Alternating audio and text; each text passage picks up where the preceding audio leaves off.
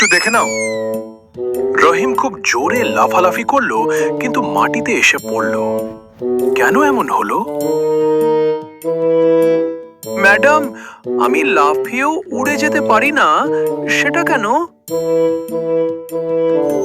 ওহ রহিম, সেটাই জানা যায় মাধ্যাকর্ষণ থেকে, যা সকলকে মাটির দিকে টানে। মাধ্যাকর্ষণ হলো একটা অস্পষ্ট শক্তি যা সবকিছু মাটির দিকে টানে রাখে। এটা আমরা অনুভব করি যখন কিছু ধীরে ধীরে নিচে পড়ে। আপেল গাছের নিচে আপেল পড়ছে। একটি আপেল গাছের নিচে নির্ধারিত আপেলের ছবি দেখা যায়। আপেল মাটির দিকে পড়ছে মাধ্যাকর্ষণের কারণে।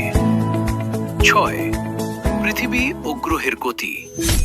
মাধ্যাকর্ষণ শুধু আমাদেরই নয়, পৃথিবী, চাঁদ আর অন্যান্য গ্রহের গতিবিধির পিছনেও কাজ করে। 7. মাধ্যাকর্ষণ কিভাবে কাজ করে? 1. মাধ্যাকর্ষণ টেনে নেয়। 2.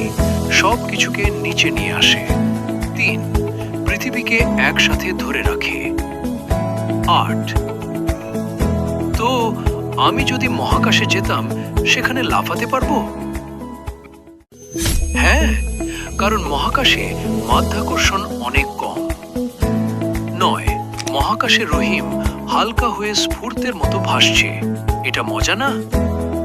মাধ্যাকর্ষণ হলো পৃথিবীর সেই শক্তি যা সব কিছুকে টেনে ধরে রাখে এবং আমাদের জীবনকে সহজ করে। 11. শিখতে থাকো, প্রশ্ন করো আর নতুন বিষয় আবিষ্কার করো। মাধ্যাকর্ষণ হলো শুধু শুরু, অজানা অনেক রহস্য থাকছে।